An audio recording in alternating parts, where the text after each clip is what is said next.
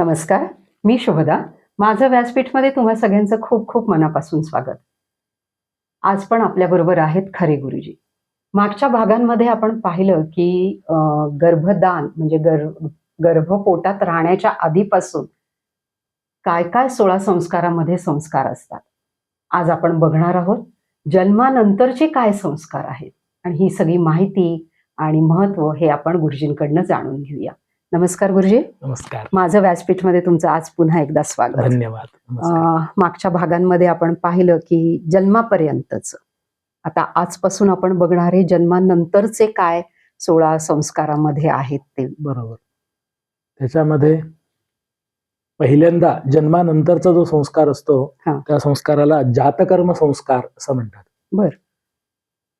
या संस्काराला असं सांगितलेलं आहे की नालच्छेदनात पूर्वम हा संस्कार करावा.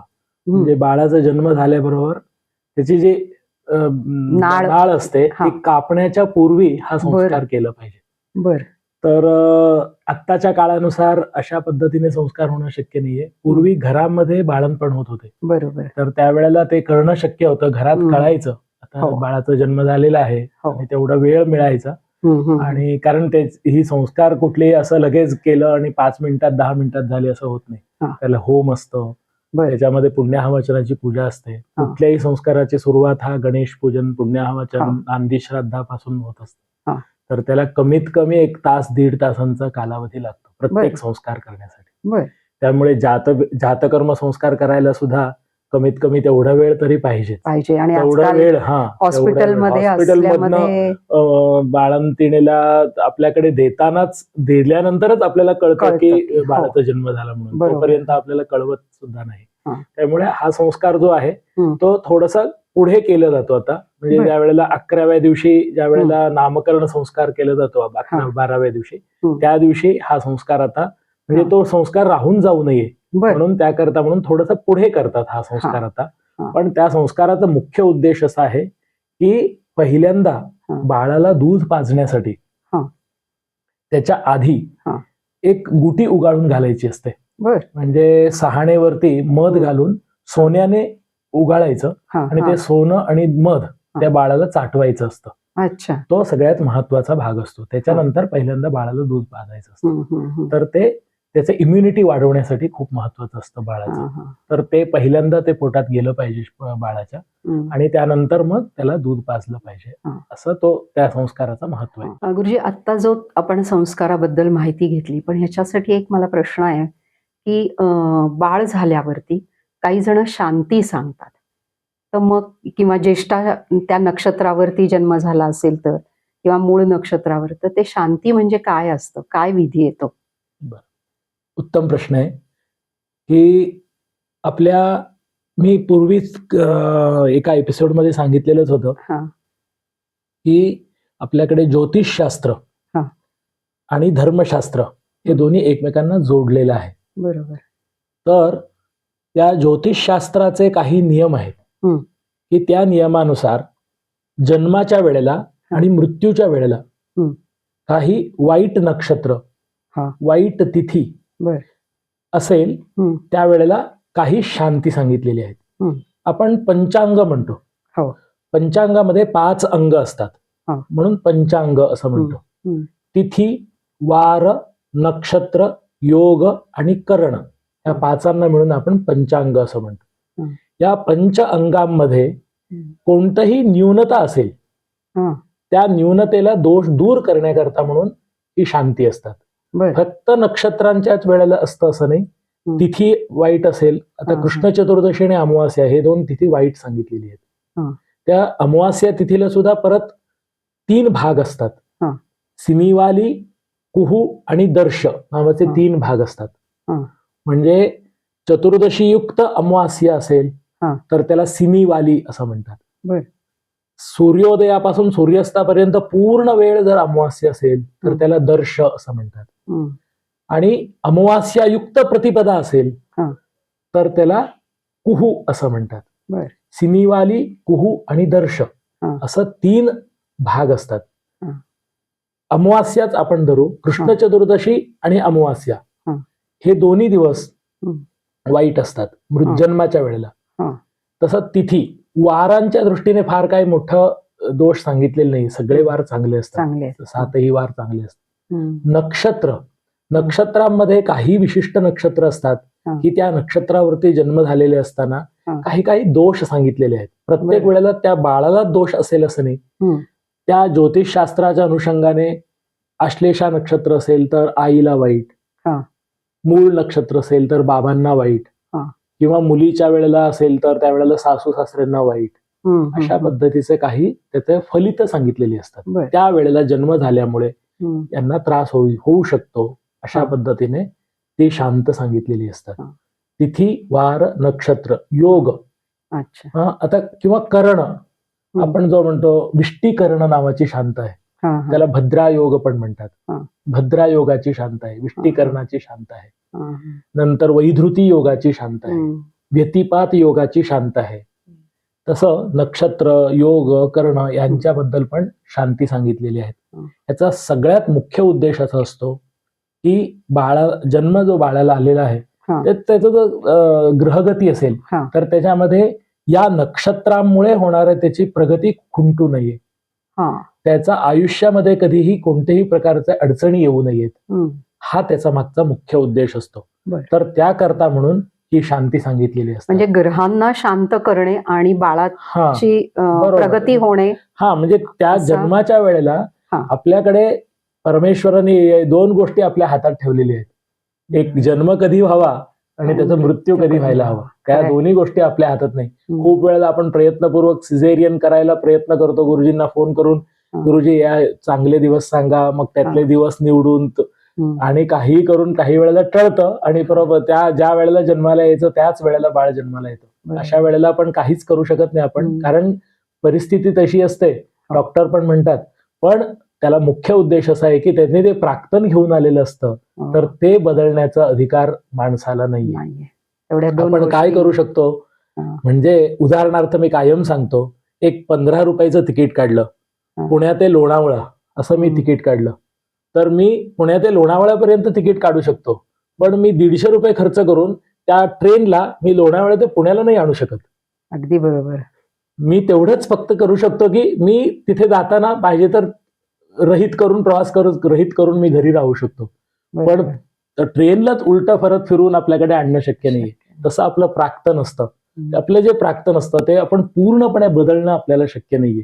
तर त्याच्यामध्ये काही थोड्या गोष्टी म्हणजे सहज त्याला ते सहन होईल, तर जो त्रास आहे ते सहन करण्याची शक्ती त्याला प्राप्त होईल, इतपत करण्याची सुद्धा आपल्याकडे जरी काही अंदाज मिळाला आपल्याला तर करता आलं तर आपण ते करायचं असतं.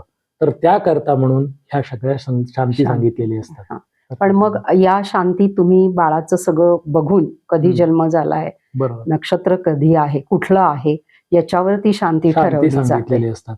तिथी वार नक्षत्र योग करणं हे सगळं एकदा बघितलं जातं. पत्रिका काय लगेच केली जात नाही, पण मग बाळाची पत्रिका कधी करतात? पत्रिका शक्यतो असं म्हणतात, म्हणजे ह्याला काही शास्त्र नाहीये, कारण आता काय मोबाईल ऍप वरती पत्रिका सहज उपलब्ध होतात. अगदी बरोबर. म्हणजे फक्त त्यांचं जन्मवेळ जन्मगाव घातलं की पत्रिका आपोआप तयार होऊन मिळते. त्यामुळे पत्रिका करण्यासाठी आता पूर्वीसारखं आकडेमोड करत बसावं लागत नाही. पण तरी सुद्धा असं म्हणतात की वर्ष होईपर्यंत शक्यतो बाळाची पत्रिका करू नये, कारण त्यांच्यामध्ये काही अनाहुत घडण्याची शक्यता वर्षभरापर्यंत असते, किंवा त्याचं नशीब पूर्ण लिहिलं गेलेलं नसतं असं पण म्हणतात. कारण षष्ठी पूजनाच्या वेळेला मी सांगणारच आहे त्या गोष्टींचा, पण त्याकरता म्हणून ह्या सगळ्या गोष्टी सांगितल्या जातात की वर्षभरापर्यंत शक्यतो पत्रिका करू नका म्हणून. पण पंचांग बघून त्यावेळेला बाळाचा जन्म बघून त्याचे जन्मवेळ बघून तिथी वार नक्षत्रांमध्ये काही वाईट असेल तर त्यावेळेला ती शांत सांगितली जाते. 11व्या किंवा 12व्या दिवशी, म्हणजे हे सोहेर असताना हे शांत करता येत नाही, म्हणून 10 दिवस होईपर्यंत हे शांत करता येत नाही. 10 दिवस झाल्यानंतर 11व्या किंवा 12व्या दिवशी ही शांत करायची. नाव ठेवायच्या आधी शांत व्हायला हवी. बर, अच्छा. साधारण काही जण 12व्या दिवशी नाव ठेवतात, म्हणजे त्याच्या आधी व्हायला पाहिजे. पण त्याच्या आधी होण्यासाठी खूप लोकांना माहिती नसतं. काही वेळेला लग्नाच्या वेळेला ही परिस्थिती उद्भवते की बाबा त्याची शांत राहून गेली आहे, गुरुजी करा, पण ते योग्य नाहीये. शक्यतो आधी केलं असतं, म्हणजे पुढे होणारा जो काही त्रास आहे, त्यांचा शिक्षणामध्ये येणारा अडथळा असेल किंवा त्यांच्या लग्नामध्ये येणारा अडथळा असेल, हा. नोकरी मिळताना जो काही हा. अडथळा असेल, त्या काही अनिष्ट होणार आहेत त्याच्या पुढच्या, हा, ते हा. टाळण्यासाठी म्हणून सुरुवातीला ती शांत केलेली. पण मग ही एकदाच केली तर चालते? एकदाच करायची असते, परत परत ही शांत करायची नसते. तो जन्माच्या वेळेला करायची असते, 11व्या दिवशी. म्हणजे आता तुम्ही जे म्हणालात की काही जण लग्नाच्या वेळी करतात, तर समजा त्यांनी आधी केलेली असेल तर परत करायची काही गरज नाहीये. परत करायची गरज नसते. म्हणजे हा एक आपला जन्मानंतरचा पहिला संस्कार झाला. आणि त्याच्यानंतर मधल्या दिवसांमध्ये षष्ठी पूजन म्हणून एक असतं. बर. 5व्या किंवा 6व्या दिवशी केलं जातं. षष्ठी पूजन पंचमी तिथीला रात्री संध्याकाळी किंवा षष्ठी म्हणजे 6व्या दिवशी ती पूजा केली. षष्ठी देवीची पूजा असते. त्या षष्ठी देवी म्हणून आणि जीवंतिका म्हणून एक देवी असते, त्या दोघींचंही पूजा करायचं असतं.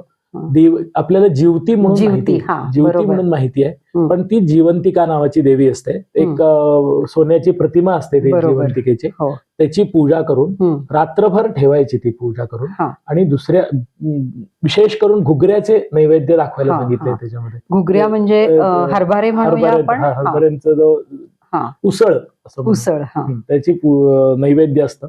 आणि ते झाल्यानंतर एक वही ठेवायची असते तिथे. असं म्हटलं जातं की बाळाचं नशीब षष्ठी देवी त्या दिवशी लिहिते, म्हणून ते एक वही आणि पेन ठेवतात तिथे.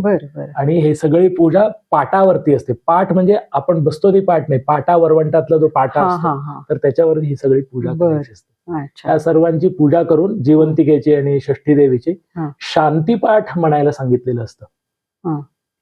पहिल्या 10 दिवसांमध्ये कुठलेही धार्मिक अनुष्ठान करता येत नाही, फक्त अपवाद षष्ठी पूजनाचा. कारण सोयीर असताना आपण काही पूजा करत नाही. पण या षष्ठी पूजनाच्या वेळेला मात्र बाळाच्या वडिलांना किंवा आजोबांना कोण त्या वेळेला उपलब्ध असतील त्यांनी बसून ती पूजा करायची असते. आणि ब्राह्मणांकडून शांतीपाठ म्हणून घ्यायचं असतं. हे कशासाठी? तर जन्मानंतर त्या बाळाला मागच्या जन्मातलं आठवत असतं. बर. जोपर्यंत दात येत नाही बाळांना तोपर्यंत त्यांना मागच्या जन्मातल्या काही गोष्टी आठवत असतात. तर त्यांची झोपमोड होते, कायम रात्री झटकन जागे होतात, रडतात. या सगळ्या गोष्टींमागचं कारण तो त्यांना मागच्या काही गोष्टी आठवत असतात. आपण म्हणतो बाळ हसतंय रडतंय म्हणून वगैरे, त्याचा सगळ्या गोष्टींचा मागचे काही प्राक्तन त्यांचे जे असतात, मागच्या जन्मातले जे काही आठवणी असतात तर त्यांना येत असतं असं म्हणतात. त्यामुळे त्यांना शांत करण्याकरता रामरक्षा आणि शांतीपाठ रोज म्हणायचं असतो 10 दिवसापर्यंत. त्यामुळे षष्ठी देवीच्या पूजन झाल्यापासून रोज संध्याकाळी शांतीपाठ आणि रामरक्षा म्हणायची पद्धत आहे. असं 10 दिवसापर्यंत. म्हणजे हा जन्मानंतरचा पहिला संस्कार झाला. त्याच्यानंतर आपला ती शांत सांगितली, ती शांत असेल, दरवेळेला असते असे नाही. ज्यांना कोणाला त्रास असेल त्यांनाच फक्त ही शांत असते. सरसकट सगळ्यांना काही शांती नसतात. त्यांना शांती नाहीत तर त्यांना मुलगा असेल तर 12व्या दिवशी आणि म्हणजे सम दिवशी, आणि मुलगी असेल तर विषम दिवशी नामकरण संस्कार करावा असं सांगितले. म्हणजे 11, 13, 15 हे मुलींसाठी आहे, 12, 14 हे सगळे समसंख्या आहे ती मुलांसाठी आहे. अशा पद्धतीने नामकरण संस्काराला सुरुवात होते. नामकरण संस्कारामध्ये तसंच सांगितल्याप्रमाणे पहिल्यांदा गणेश पूजन, पुण्याह वाचन, नंतर नांदी श्राद्ध करून एका ताटामध्ये बाळाची नावं लिहिली जातात. आता 4 प्रकारची नावं असतात. पहिलं नाव असतं आपल्या कुलदेवतेचं नाव. आपले कुलदैवत जर आर्या दुर्गा असेल, आर्या दुर्गा भक्ता म्हणून पहिलं नाव असतं. म्हणजे त्या कुलदैवतेचं नावाने स्मरण करून त्याच्या नावाने नावात पण एक नाव त्याचं कुलदैवतेच्या नावाने ठेवायचं असतं. आणि दुसरं नाव असतं तर ते मास नाम म्हणून असतं. प्रत्येक महिन्याला एक नाव आहे. कृष्ण, अच्युत, अनंत वगैरे असं त्यांची नावं आहेत प्रत्येक महिन्याचं. तुम्ही मार्गशीर्षादी पण घेऊ शकता किंवा चैत्रादी पण घेऊ शकता. म्हणजे आपल्याकडे दोन्ही पद्धत आहे. म्हणजे 2 वर्षाची सुरुवात मार्गशीर्षापासून पण करणारी पद्धत आहे आणि चैत्रापासून करायची पण पद्धत. त्यामुळे मार्गशीर्षादी असेल तर आपण महिना, आपला कुठला महिना असेल त्याप्रमाणे तिथपर्यंत मोजून 12 नावांमधले कुठलं नाव ठेवायचं हे गुरुजी सांगतात ते त्या पद्धतीने. म्हणजे समजा जुलैमध्ये जन्म झाला, जुलैमध्ये जन्म झाला तर कसं आपण आता आपण असं म्हणू शकतो की आषाढ महिना असेल, चैत्र, वैशाख, ज्येष्ठ, आषाढ 4था महिना येतो. बरोबर. कृष्ण, अनंत, अच्युत, चक्री नावाचं नाव येतं. म्हणजे 4थं नाव असेल चक्री म्हणून नाव ठेवायचं. चक्री अच्छा. म्हणजे कृष्णाचंच नाव आहे. पण मग ते एक अक्षर येतं.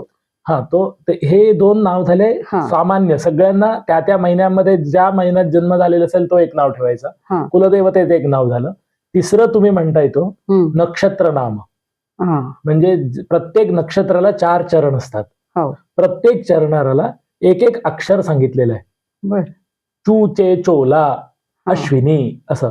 म्हणजे अश्विनीच्या पहिल्या चरणाला चू अक्षर आहे, दुसऱ्या चरणाला चे अक्षर आहे, तिसऱ्या चरणाला चो अक्षर आहे, चौथ्या चरणाला ला अक्षर आहे. म्हणजे ल पासून त्याला चौथ्या चरणात जर जन्म झालेला असेल, अंदाजे एक दिवसभरात म्हणजे 27 तासांचा एक नक्षत्राचा कालावधी असतो. अंदाजे 3 4 तासांचे एक एक चरण असतात. म्हणजे त्या 4 चरणांमध्ये कुठल्या चरणामध्ये त्याचा जन्म झालेला आहे तो आपल्याला कळतो पंचांगावरून. तर त्याप्रमाणे त्या नक्षत्राचा अक्षरावरून त्याचं नाव ठेवायचं. असं नक्षत्रावरचं नाव. आणि चौथं नाव जो ठेवतो आपण तो व्यावहारिक नाव. म्हणजे तुम्हाला जो इष्ट देवतेचं असेल, कुलदेवतेचं असेल, आपली काही इच्छा असेल तर त्या नावाने ठेवू शकतो. पण त्याच्यामध्ये सुद्धा काही नियम असा आहे की शक्यतो मुलांसाठी द्व्यक्षरी, चतुरक्षरी, षडक्षरी असं नाव ठेवावं. म्हणजे सम अक्षरांचं नाव ठेवावं. आणि मुलींसाठी विषम अक्षरांची नावं ठेवावीत. बरं. असं सामान्यतः नियम आहे. भरपूर त्याच्यामध्ये शास्त्र आहे की आता ते सगळे नियम शास्त्र कोणी पाळत नाही. तद्धितांत कृदंतांत नाव ठेवू नये असं सगळं नियम आहे. आता ते सगळे संस्कृतामधले नियम आहेत. कृदंत नाव असतात. आता राम नाम आहे. राम हे नाव आहे ना, हे सामान्य नाम आहे. पण राघव हे तद्धित नाव आहे. म्हणजे रघुपासून तयार झालेला राघव असं. त्यामुळे तद्धितांत नाव किंवा कृदंत नाव हे नामकरण संस्कारामध्ये नाव म्हणून ठेवू नये असं. आता काय करतात सगळे लोक, कुठेतरी एक नाव शोधतात इंटरनेटवरून आणि तो आपल्याकडे गुरुजींना विचारतात, गुरुजी या नावाचा अर्थ काय. खूप वेळेला तर संस्कृतातलं नाव आहे हेच कळू शकत नाही, इतपत विचित्र नाव असतात. पण काय करायला, तिथे पण अर्थ वेगवेगळे दिलेलं असतं. इंटरनेटमध्ये तुम्हाला प्रत्येक प्रश्नाला उत्तर असतो, पण तो खरा आहे की नाही, बरोबर आहे की नाही, संस्कृतज्ञ असल्याशिवाय ते कळत नाही. पण संस्कृत जाणणाऱ्यांना पण कळणार नाही असे विचित्र नाव पण आता नाव ठेवले जातात. पण शक्यतो तसं न ठेवता व्यावहारिक नाव हे जे विष्णू सहस्रनामामध्ये किंवा मुलींचं असेल तर ललिता सहस्रनामामध्ये जी नावं असतात, प्रसिद्ध असतात, किंवा उच्चारण करण्यासाठी अत्यंत सोपं, देवाचं नामस्मरण होईल अशा पद्धतीने हे सगळे नामकरण करायचं. काही नावं अशी असतात की आपल्याला उच्चारता पण येत नाही, अशा पद्धतीची काही नावं असतात. किंवा काही एक हौस म्हणून काही नावं ठेवलेली असतात. म्हणजे कोणालाही याच्याबद्दल तक्रार करायचं काही कारण नाहीये. त्यांची आवड आहे. कारण इष्ट नाव ठेवताना तुम्हाला असा काही नियम पाळायची पण गरज नाही. पण शक्यतो हे नियम जास्तीत जास्त देवांची नावं ठेवली पाहिजे, कारण कर्णमधुर असतात.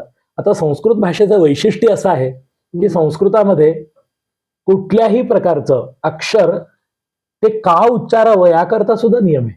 आता आपण केशवाय नमः, नारायणाय नमः, माधवाय नमः, गोविंदाय नमः म्हणतो. सहज नाव आहेत का हे? तर नाहीयेत. तर ती नावं त्या भागांना शुद्ध करण्याकरता आहेत. म्हणजे केशवाय नमः म्हटल्यानंतर क अक्षर आहे ना, तो कंठवर्ण आहे. तो ह्या भागाला शुद्ध करण्याकरता म्हणून पहिल्यांदा केशवाय नमः नारायण. आणि नारायणाय नमः हा नाव आहे ना, हे नाव हे जिव्हेला शुद्ध करण्याकरता आहे. त्यामुळे ते जिव्हावर्णीय नाव आहे. नारायणा, न जिव्हा लावल्याशिवाय आपण म्हणू शकत नाही. आणि म हे ओठ लावल्याशिवाय आपण म्हणू शकत नाही. म्हणजे ओठांना स्पर्श केल्याशिवाय, म्हणजे केशव, नारायण, माधव हे कंठ, जिव्हा आणि ओठ तिघांनाही शुद्ध करण्याकरता म्हणून ही 3 नावं आहेत. म्हणजे एवढं त्याच्या मागचं विज्ञान आहे की प्रत्येक शरीरातला जो अवयव आहे तो त्या नामस्मरणाने शुद्ध व्हावा.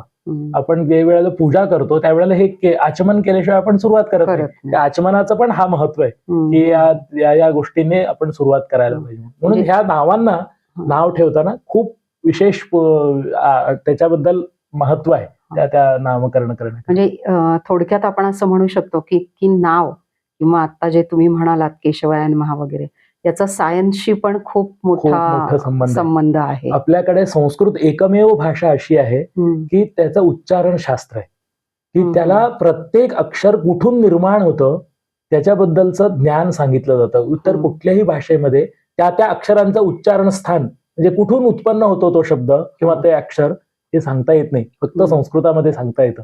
तर त्यामुळे त्या महत्व आहे त्या सगळ्या नामकरण संस्कार. म्हणजे हे दोन्ही आपले संस्कार झाले 16 संस्कारापैकी. आता याच्यानंतरचा कुठला संस्कार आहे? आता निष्क्रमण नावाचा प्रयोग आहे. बर. म्हणजे जन्मानंतर 45व्या दिवशी, हा. म्हणजे 1.5 महिना म्हणतो आपण. हा. 1.5 महिना होईपर्यंत आपल्याकडे म्हणतात की बाळंतिणीने 1.5 महिन्यापर्यंत कुठे बाहेर जाऊ नये. हो. त्या सगळ्या मागचा उद्देश असं असतं की तिला खूप अशक्तपणा आलेला असतो. हो. तर त्यामुळे तिला कुठल्याही प्रकारचा प्रवास करू नये, तिने शक्यतो उजेडात जाऊ नये आणि जास्तीत जास्त वेळेला तिला विश्रांती मिळावी उद्देश असतो. म्हणून 45व्या दिवशी तर तिला सोहेर सांगितले. म्हणजे बाकीच्यांना 10 दिवसांचं सोहेर असतं, फक्त बाळंतिणीला 45 दिवसांचं सोहेर सांगितले. म्हणजे कारण तिने एक स्वतंत्र राहावं त्याकरता, म्हणजे तिला कुठलंही काम लागू नये, तिला काम लागू नये आणि बाळाला इन्फेक्शन. आजकालच्या भाषेमध्ये जर क्वारंटाईन म्हणतात आता प्रसिद्ध झालेला शब्द, त्या पद्धतीने तर त्या बाळाला पण स्वतंत्र राहता यायला पाहिजे, बाकीच्या लोकांपासून लांब राहता यायला पाहिजे याकरता म्हणून.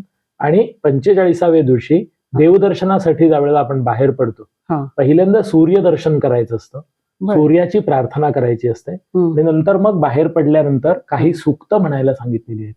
त्या सगळ्या सूक्तांचं पठण ब्राह्मणांनी केल्यानंतर मग त्या बाळाला आतमध्ये घेऊन यायचं असतं. त्याच्या आधी देवदर्शन करून, म्हणजे ग्रामदैवत असेल, कुलदैवत असेल, तुम्हाला आवडता जो काही देऊळ जिथे असेल तिथे जाऊन त्या देवाचं दर्शन करून परत येण्यासाठी. आणि त्याच्यामध्ये सुद्धा कर्णवेध वगैरे काही काही छोटे छोटे संस्कार असतात. म्हणजे कान टोचणं वगैरे काही संस्कार असतात. ते कानामध्ये त्यावेळेला लहानपणीच कान टोचलं की ते व्यवस्थित त्रास न होता कान टोचलं जातं. मऊ असते ते स्किन. त्यामुळे त्यावेळेला कर्णवेध संस्कार नावाचा एक, हे सगळे 48 संस्कार मी पूर्वी म्हणलं होतं तसं वेगवेगळे संस्कार असतात. त्यातले महत्वाचे संस्कार जे आहेत त्याच्यामधला हा निष्क्रमण नावाचा संस्कार. म्हणजे आपण बाहेर पडतो घरातून, म्हणजे पहिल्यांदा बाळाला घेऊन बाहेर पडणं हा त्यामागचा मुख्य उद्देश आहे. निष्क्रमण नावाचा संस्कार आहे तो.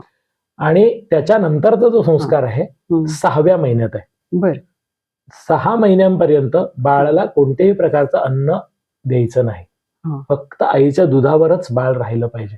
हे आधुनिक विज्ञान पण सांगतं, आपलं शास्त्र पण तेच सांगतं की आपल्या शास्त्रामध्ये 6 महिने होईपर्यंत कधीही बाळाला थेंबर सुद्धा दुसऱ्या कुठल्याही गोष्टींचं काहीही शरीरामध्ये गेलं नाही पाहिजे, फक्त आईचं दूध गेलं पाहिजे. आत्ताचे डॉक्टर पण हेच सांगतात. 6 महिन्यांपर्यंत त्याची एक पचनशक्ती असते, ते बऱ्यापैकी वाढलेली असते आणि आईच्या दुधावरती भूक भागत नाही. ही वेळ त्यावेळेला येते 6व्या महिन्याला. मग त्यावेळेला पहिल्यांदा त्याला भात भरवण्यासाठीचा जो विधी आहे तर त्याला अन्नप्राशन संस्कार असं म्हणतात. अन्नप्राशन संस्कारामध्ये अन्नपतेन्नस्य नो देह्यनमीवस्य शुष्मिणः प्रदातारंतार्ष ऊर्जन्नो देहि द्विपदे चतुष्पदे. ऊर्जा मिळू दे, या अन्नाच्या प्राशनाने त्याला ऊर्जा प्राप्ती व्हावी, या मंत्राने देवाची प्रार्थना करून त्याला पहिल्यांदा सोन्याच्या चमच्याने, सोन्याने किंवा चांदीने थोडस खीर काश्याच्या वाटीमध्ये ठेवून त्यात मध आणि तूप घालून तर ते बाळाला पहिल्यांदा भरवायचं. हा पहिला संस्कार, म्हणजे पहिल्यांदा अन्न त्या बाळाच्या पोटात गेलं पाहिजे. गुरुजी, ह्याच्यामध्ये अन्नप्राशन हा जो संस्कार आहे ह्याच्यामध्ये आम्ही ऐकले की पहिल्यांदा मामानी भरवायचं असतं. तर काय ती गोष्ट आहे की असं काही रूढी आहे? आई बाबांनीच भरवायला पाहिजे. मामाने, आता काय झालंय की प्रत्येक संस्कारांमध्ये मामाचं महत्व रूढी आणि परंपरेमध्ये सर्वात जास्त आहे. जोपर्यंत मुलाचं लग्न होतं किंवा मुलीचं लग्न होतं तिथपर्यंत मामाचा रोल असतो. हा प्रत्येक वेळेला मामा कुठे ना कुठेतरी त्याच्यामध्ये संबंधित असतो. सगळ्यात जवळचा त्या बाळाच्या दृष्टीने जर बघायला गेलं तर मामा अत्यंत जवळचा असतो. म्हणून रूढी आणि परंपरेनुसार आता पहिल्यांदा केस कापताना, चौलाच्या वेळेला, मुंजीच्या वेळेला, प्रत्येक वेळेला मामाचा रोल कुठे ना कुठे सांगितलंय. रूढी आणि परंपरेमध्ये, शास्त्रामध्ये कुठेही नाही सांगितलेलं. शास्त्रामध्ये याबद्दल काहीही सांगितलेलं नाहीये. कोणी भरवावं किंवा कसं भरवावं याच्याबद्दल सांगितलेलं नाहीये. आणि यानंतर जीविका परीक्षा म्हणून एक करतात. बरं. अन्नप्राशन संस्कार झाल्याबरोबर बाळाला समोर सोडून द्यायचं. हा. मग त्याच्या हाताला लागेल अशा पद्धतीने काही काही गोष्टी ठेवायच्या, म्हणजे हा. ग्रंथ ठेवायचं, शस्त्र ठेवायचं हा. आणि वेगवेगळ्या प्रकारचे आता आपण कम्प्युटर, लॅपटॉप अशा काहीतरी हा. गोष्टी, म्हणजे ज्याची जीविका पुढे कशी चालेल, तो हा. कशातनं अन्न उपजीविका करेल, करेल. त्याला अन्न कशात पासून मिळेल हा. याची म्हणे ती परीक्षा असते. तो बरं. पहिल्यांदा ज्या वस्तूला हात लावेल ती त्याची उपजीविकाचं साधन असेल असं हा. सांगितलं जातं. म्हणून बरं. त्या बाळाला मध्ये सोडून त्या हा. पद्धतीने सगळ्या वस्तू ठेवतात. म्हणजे ते काली कोणी चेंडू ठेवतं किंवा हा. वेगवेगळ्या प्रकारने वस्तू ठेवून हा. त्याला जे, किंवा काही वेळेला आईबाबांच्या मनात जे असतं ते जास्त जवळ ठेवतात. हो बरोबर आहे. ते आईबाबांना असं वाटत असतं की माझा मुलगा पुढे झाल्यानंतर डॉक्टर व्हावा वा, हा. असं वाटत असतं. वाटत म्हणजे त्याने पण त्या बाळाने जे काय हात स्पर्श करेल हा. ते त्याची उपजीविकेचं साधन असेल. जे त्याची आवड आहे किंवा मोठेपणी ते तो बनू शकेल असं आपल्याला वाटायला हरकत नाही. वाटायला हरकत नाहीये. बरोबर. काही अडचण नाही. आणि त्याच्यानंतर आता आपलं हे अन्नप्राशन झालं. अन्नप्राशनानंतर पहिल्या वर्षाच्या शेवटी, म्हणजे मुलांच्या दृष्टीने 10व्या महिन्यात, मुलींचा विषम महिन्यामध्ये प्रथम केशकर्तन, जावळ नावाचा संस्कार केला जातो. हा सुद्धा मुख्य संस्कारांमध्ये येत नाही, उपसंस्कारांमध्ये येतात. जावळ नावाचा संस्कार आहे ना, तर तो आता काही लोकांना असा प्रश्न पडतो की फक्त मुलांचंच करायचं का? हो. काहींना असा प्रश्न पडतो की मुलींचा पण करता येतो का? आमच्या गृह्यसूत्रामध्ये, म्हणजे ह्या सगळ्या जे आपण अनुष्ठान संस्कार वगैरे करतो, तर त्याचा सगळ्यांचं मूळ असतो एखाद्या सूत्रामध्ये. गृह्यसूत्र नावाचा जो सूत्र आहे, तर त्याच्यामध्ये गृह्य संस्कार जे असतात आपले, त्या सगळ्या संस्कारांबद्दल माहिती सांगितलेली असते. त्या गृह्य संस्कारांमध्ये आवृतैव कुमार येई म्हणून चौलापर्यंत सगळे संस्कार मुलींना सांगितलेले. बर. कारण आम्ही पण चौल संस्कार आहे तिथपर्यंत सगळे संस्कार मुलींना, म्हणजे मुलींचं जावळ केलं तरी हरकत नाहीये. अगदी अगदी करायला पाहिजे, शास्त्रानुसार करायला पाहिजे. आणि त्या जावळ करण्यामागचा उद्देश पण हा आहे की रक्ताभिसरणे सुगमता प्राप्त्यर्थम, केशेषु दार्ढ्यता प्राप्त्यर्थम प्रथम केशकर्तनाख्यं कर्म करिष्ये म्हणून आम्ही संकल्प करतो. म्हणजे मस्तकामध्ये रक्ताभिसरण छान व्हावा, म्हणजे ते रक्ताचे जे काही प्रसरण आहे तो अतिशय चांगल्या पद्धतीने व्हावा.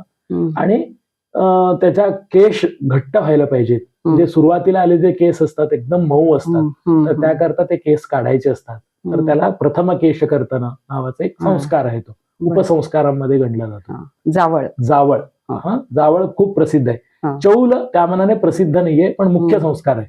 बर. आता काय करतात सगळे, मुंजीच्या वेळेलाच सगळे चौल संस्कार करून घेतात. म्हणजे त्याला पण शास्त्राधार आहे, नाही असं नाहीये. चौल आणि उपनयन एकत्र करण्याची पण पद्धत आहे. पण नियमानुसार, शास्त्रानुसार 3ऱ्या वर्षामध्ये बाळाचे 2 वर्ष पूर्ण झाले, 3रं वर्ष लागल्यानंतर चौल संस्कार करायचा असतो. चौल संस्कार सुद्धा महत्वाच्या संस्कारांमध्ये एक संस्कार म्हणून गणला जातो. की पहिल्यांदा त्याची शेंडी ठेवण्याची ती विधी आहे. बर. चौल म्हणजे शेंडी ठेवण्याची विधी.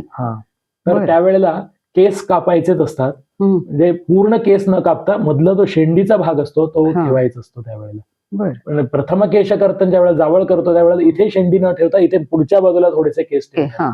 पण इथे काय टाळू असते ना, टाळू मऊ भाग असतो म्हणून तिथे केस ठेवले जातात त्यावेळेला वर्ष होईपर्यंत. 3 वर्षापर्यंत बऱ्यापैकी इथलं वरचा जो कवच असतो त्याचा वाढ झालेली असते. तर त्यावेळेला शेंडी ठेवण्याचा जो विधी आहे, शिखा आपण म्हणतो, तर तो आहे चौल संस्कार आहे. त्या चौल संस्काराच्या वेळेला न्हाव्याला बोलवून व्यवस्थित हा पूर्वी सांगितल्याप्रमाणे गणपती पूजन, पुण्यावाचन, नांदी श्राद्ध इत्यादी विधी होतात. नंतर एक होम असतो, छोटासा होम असतो एक. ते होमामध्ये यव, व्रीही, तिल, माश, म्हणजे यव म्हणजे सातू, तिल म्हणजे तीळ, माश म्हणजे उडीद, या सगळ्या वस्तू तिथे ठेवाव्यात. बैलाचं शेण ठेवावं आणि शमीच्या पानांबरोबर ते केस कापून त्या बैलाच्या शेणावरती ते सगळं ठेवावं. अशी ती विधी आहे. आणि त्यानंतर मग त्या बाळाला पूर्ण केस कापून शेंडी ठेवायचं तो विधी आहे. आता ह्या विधींना एकदम एकतर 3ऱ्या वर्षी कोणी कुठलेही हे संस्कार करत नाहीत, ते एकदम मुंजीच्या वेळेलाच करतात. मुंजीच्या वेळेला चौल आणि उपनयन हे दोन्ही संस्कार एकत्र केले जातात. हा. ज्यांचे चौल संस्कार आधी 3ऱ्या वर्षी झालेलं हा. असतं तर त्यांना परत करण्याची गरज नसते. गरज नाहीये. पण उपनयन आता बऱ्यापैकी सगळ्यांचं एकत्र होत असल्यामुळे हा. चौल संस्कार आणि उपनयन संस्कार एकत्र केलं जातं. पण चौल संस्काराचा मुख्य काळ आहे 3रं वर्ष. 3रं वर्ष आहे. गुरुजी खूप छान सांगितलं चौल संस्काराबद्दल. आत्ताचा हा एपिसोड तुम्हाला कसा वाटला? चौल संस्कारापर्यंतचे जे गुरुजींनी आपल्याला माहिती सांगितली, खरंच खूप छान वाटलं, ऐकावंसं वाटतंय. पुढच्या भागामध्ये आपण गुरुजींबरोबर भेटणारच आहोत आणि पुढचे संस्कार ऐकणार आहोत. धन्यवाद.